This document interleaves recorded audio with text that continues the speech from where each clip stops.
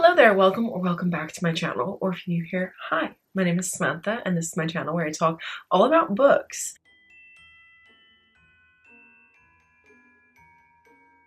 Anyway, today I'm coming to you with my best books of 2024. So these are going to be my favorite books that I read this year. They weren't necessarily published this year, although some of them were, but I read them this year. I loved them. I still think about them now, even though some of these I read in January and I still love them, think about them fondly all the time. We're going to chat about all of my favorite books of the year. I did just post my worst books of the year, so if you didn't want to watch that and you've been waiting for this one, here we are. We're going to chat about the good stuff. I actually didn't end up posting one of these last year because I really struggled to come up with like my best books of the year. Whereas this year, it was a little bit easier. I still didn't have the best reading year ever, which we'll go over soon because I'm going to do a reading stats video soon, as well as ranking all of the books I read. So look out for that later this month. But yeah, I definitely had more 5 stars this year than I did last year, although not all of these books are 5-star reads, but they're all like 4.5 and up. Anyway, I have 8 books to talk about and I don't want to ramble too much because I have a feeling I'm going to be gushing about these books. So yeah, let's just get into it. Now I have actually ranked these. So this is my actual ranking from 8 to 1 and let's just start with number 8. So coming in at number 8 on my list is a very surprising read, and that was Serpent and Dove by Shelby Mahurin. I read this book in the summer and I was actually reading it for a specific reading vlog, which I never ended up posting. So sadly, I didn't give this book as much attention as I wanted to, but I loved this book.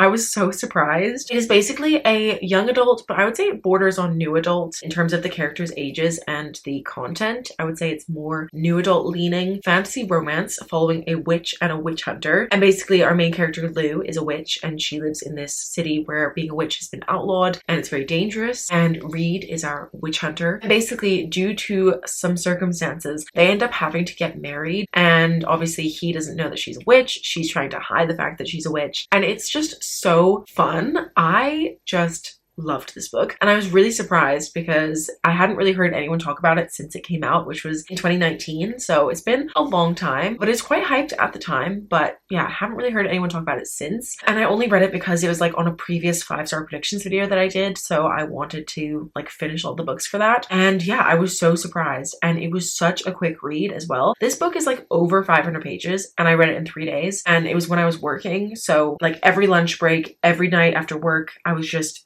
reading as much as I possibly could, and I flew through it because it was just so fun. I really enjoyed the romance. Yeah, it was just a great time, and I'm quite sad that nobody talks about it anymore because I thought it was so much fun. That one wasn't a 5-star read for me, but it was a 4.5, and I definitely will continue on with the series because, like I said, I had an amazing time with it. And I also read Heartless Hunter this year, but I think Serpent and Dove is much better than Heartless Hunter in my opinion. So if you were also disappointed by Heartless Hunter, maybe give Serpent and Dove a try because it's better in my opinion. Coming in at number 7, we have A Psalm for the Wild Built by Becky Chambers. This one was kind of surprising because I read another novella by Becky Chambers last year and it was like a 3-star read. I didn't really enjoy it that much, and I've also previously DNF'd a book by her, so going into this I was a little bit wary, but I'd heard such good things about it and I loved this book. It was so sweet and wholesome. It's like cozy sci-fi. It basically follows our main character Dex, and they are a tea monk, which basically means that they like listen to somebody's problems and then they like prescribe them a tea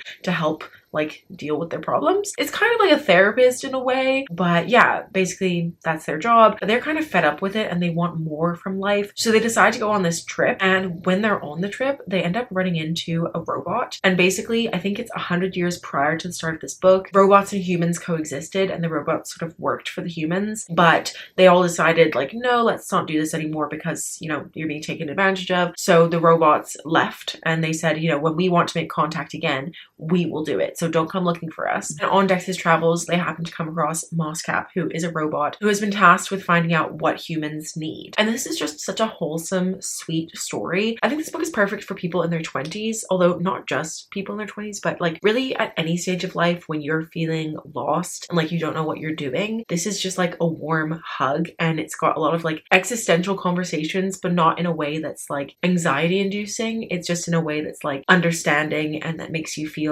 better. I would highly recommend it. If you want a short read that is going to make you think but also make you feel comforted, then yeah, I would check it out. All right, coming in at number 6, we have an Abby Jimenez book, and that is Just for the Summer. This was her new release this year, and I really enjoyed this book. It basically follows our main characters, Justin and Emma. Basically, they come into contact because Justin believes that he has a curse on him where whoever he dates, as soon as they break up, that person is going to find their soulmate. So he's basically cursed to be like the one before they find the one. Anyway, he posts about it on Reddit. Emma finds it and she comments and says, you know, that happens to me too. And they end up sort of becoming pen pals a little bit. And he basically convinces her to come and visit for the summer because she's a traveling nurse. So he convinces her to come over to Minnesota, I want to say. I can't exactly remember where it was. But yeah, he convinces her to go over there so that they can date just for the summer and break each other's curses so that then they will find the one after that. But they both have much heavier familial stuff going on. And in true Abby Jimenez fashion, it is so sweet, but then also has such heavy themes involved. But I really enjoyed this one. I would also say it's very light spice. So if you are kind of sick of how much smut there is in romance books at the moment, then Abby Jimenez is probably a good author for you to check out because she doesn't go over the top whatsoever with the spice in her books. They're pretty low spice. I think the only reason why this isn't higher on the list is because I did not realize that this is in the same series as Part of Your World, and I have not read that yet. So I missed Part of Your World and Yours Truly, and then this book spoiled some of the things that happened in those previous books. So that was like a little bit of a shame, but it just means I get to reread it once I finally read that series. So can't really complain. And yeah, it was a good time. The conflict was a little bit over the top, but I still had a great time with it. So coming in at number 5, we have Lost and Lassoed by Lila Sage. I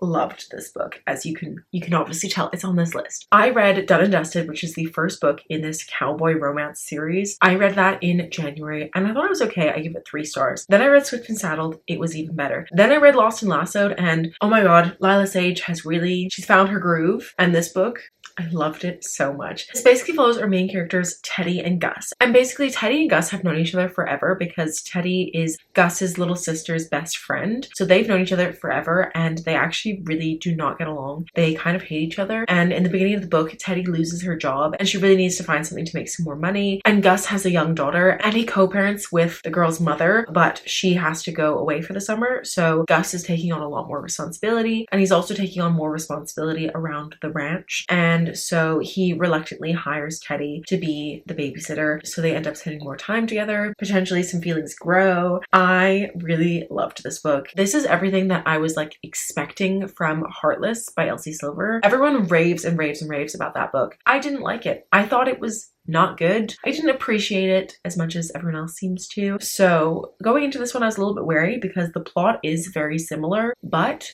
this one is way better. In my opinion, you can just skip the Chestnut Springs series and just read Rebel Blue Ranch because it is top tier, in my opinion. I loved this. I really felt an emotional connection between Teddy and Gus. I actually enjoyed the scenes with the child, which normally I don't really care about the child. I can't remember her name, but she was sweet. The relationship between Teddy and the child was very cute as well. I just loved it. And Gus was a really good dad, which normally I don't care about, but it was sweet. I loved this one. And like I said, her writing has really grown from each book. And I cannot wait for Wild and Wrangled, which is coming out next year. I can't wait to continue on and see what else Lila Sage writes in the future because yeah, she could become a new favorite romance author for me. This one was a 4.5 and like a solid 4.5. Definitely my favorite book that I've read in the last few months. I would highly recommend this series. And like I said, even though Done and Dusted isn't as good, I would still recommend starting there because also you see the characters from this book in that book and you get a little bit more of their backstory and stuff. A really fun series and I would highly recommend. All right, coming at number 4, we have a book that really surprised me because I'm not gonna lie, I had low expectations for it. But that is The Serpent and the Wings of Night by Carissa Broadbent. It basically follows our main character Araya, and she is human living in a world of vampires, and she's basically like the adopted daughter to like the vampire king. Anyway, and every 10 years, I think, or something like that, there's basically this competition called the Kajari, where it's kind of like a Hunger Games type competition. It's very deadly and cutthroat. And essentially the winner will be granted a favor from the goddess who created the vampires. Araya decides that she wants to enter the competition, and she is the only human who enters, and all of the other ones are vampires. So it's kind of like the Hunger Games, but with vampires, and it's also like romantasy. But yeah, she joins this competition and she comes across this guy called Rain, who happens to be a vampire, and he's very interested in her even though she's a human, and he really wants to team up. And she's like, why is he so intrigued by me? Because I'm a human, I can't be that helpful. I won't say any more, but I really loved this first book. I didn't like the sequel as much. I thought it was good, but it was just a little bit slower. But the first book I could not put down. I was also reading this one when I was at work, and I remember that day they were like, okay, someone needs to go cover at a different library, and I volunteered because I was like, I just need that time on the bus, because during that time I could obviously do whatever I wanted. So I was like, I want that time so I can read. It was such a fun time. I will say I didn't enjoy the most recent installment in the series, but I will still continue on. That doesn't stop me from enjoying the first two books, the first duology. I would highly recommend. Okay, I wonder if anyone can guess my top three. If you want to have a guess, go ahead and leave it in a comment now. But coming in at number 3, we have Funny Story by Emily Henry. This was her newest release this year. And this really cemented Emily Henry as like my favorite romance author. I already thought she was, but I read this and I was like, yeah, she's got 3 5-stars for me, so she's a favorite. I love her and I love this so much. I'm sure you know what this is about because so many people have talked about it this year. I'm like giddy talking about it. Oh my god. But this book basically follows Daphne and Miles, and essentially they are kind of in a tricky situation because Daphne was with this guy Peter for years. They were engaged, they were living together, but he actually owned the house, and he is going on his bachelor trip, and his female best friend Petra goes on the bachelor trip. And while they're on this trip, she confesses her love for him, even though like Peter has always said it's just platonic, there's nothing there. But turns out Petra has actually always had feelings for him, and she tells him about it, and he realizes that he also has feelings for her. Basically, they decide to get together. So when Peter gets home, Daphne has nowhere else to go, so she ends up moving in with Miles, who is Petra's ex-boyfriend. So they end up having to live together, and then one day a wedding invitation arrives for Peter and Petra's wedding, and so Miles and Daphne decide to fake date so that they can go to this wedding together and kind of show Peter and Petra that they are completely fine because now they have each other. That's all I'm gonna say about this one. I loved this book. I remember like the day that I got it, I was like trying not to pick it up yet because I wanted to wait longer before reading it, but I literally could not stop myself. It was all I could think about. I loved it. This was obviously a 5-star, if you couldn't tell from my glowing review. But yeah, I just love the way that Emily Henry writes her characters. The romance feels so real. And actually, I'm going to be starting a book club with my 2 besties, and we have chosen this as our January pick, so I get to reread it in like a few weeks, and I'm so excited. I actually can't wait. All right, coming in at number 2 on my list is actually the first book that I read this year. I made a very good choice for myself for the first book of the year, and that was Tress of the Emerald Sea by Brandon Sanderson. This book was so sweet and cozy and cute and romantic, but it's not a romance at all. This book was my everything. Anyway, if you don't know what this book is about, I actually have a dedicated reading vlog just for me reading this book, but I will tell you all about it now as well. It basically follows our main character Tress, and she lives on this island. It's quite hard to get off the island without getting permission from like the lord who lives on the island, because it's basically surrounded by this sea of spores called the Emerald Sea. And essentially when these spores come into contact with any sort of liquid, they grow into big vines, and so they can be very dangerous because humans have a lot of liquids. Like if you think about it getting in like your tear duct or something, like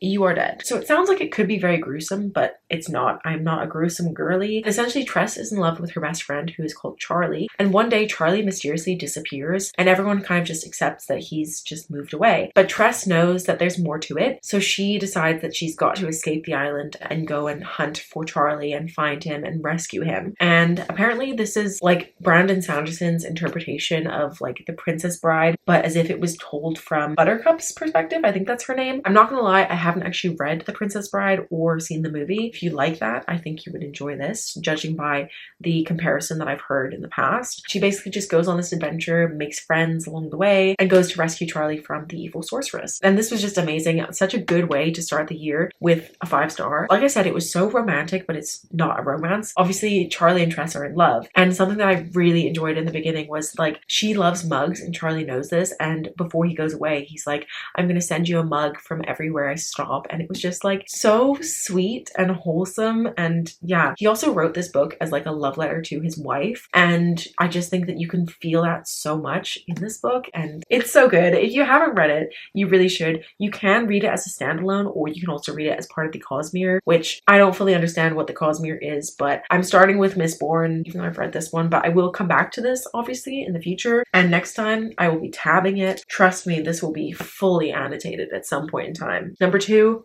of the year, So good. And coming in at number 1 on my list, if you know me, you know what it's gonna be. But if you don't, if you're new here, hi. I love Emily Henry. And so of course she's on this list twice. She's in the top 3 twice. Book Lovers by Emily Henry. I adore this book with my whole heart and soul. This is so good. This is so good. This is definitely my favorite of her books. I think my ranking at the moment is Book Lovers, Funny Story, Beach Read, then Happy Place. I don't love Happy Place. It was fine. And then People We Meet on Vacation. I pretend like it doesn't exist because I don't like that book. Book Lovers is just actually perfection. The banter, the chemistry, the third act conflict. And I don't like a third act conflict, but in this book, it's done so well. It's so realistic. It's an actual real world problem that could happen. Oh, it broke my heart into 1,000 pieces, and then she put it back together. I just love it. But what is this book about? You may be wondering. This basically follows our main character, Nora, and she is a literary agent, and our other character is Charlie, and he's an editor. And essentially their paths crossed a few years ago, and they kind of got off on the wrong foot because they went for this lunch and it was disastrous. Charlie seemed very rude and Nora was late, and so they just didn't get off on the right foot. And at the start of this book, Nora goes through a breakup, and she's had so many breakups where her boyfriend has gone to a small town, met a small town girl, and they've had their own small town romance. So Nora's sister Libby convinces her to go to this place called Sunshine Falls, which is where the first novel that Nora worked on is set. And so they decide to go there for the summer, and her sister comes up with this bucket list of things for Nora to do to try and find herself her own small town romance. But who does she run into in this small town but Charlie, the editor from New York, who she hates, and they just keep running into each other. And it's my favorite. This has definitely got a spot on like my all-time favorite books list, which I think probably Tress does as well, and maybe even Funny Story, but definitely this one. I think about this book all the time. I cannot tell you how many times I've wanted to reread this book this year, and I only read it in February. It wasn't that long ago,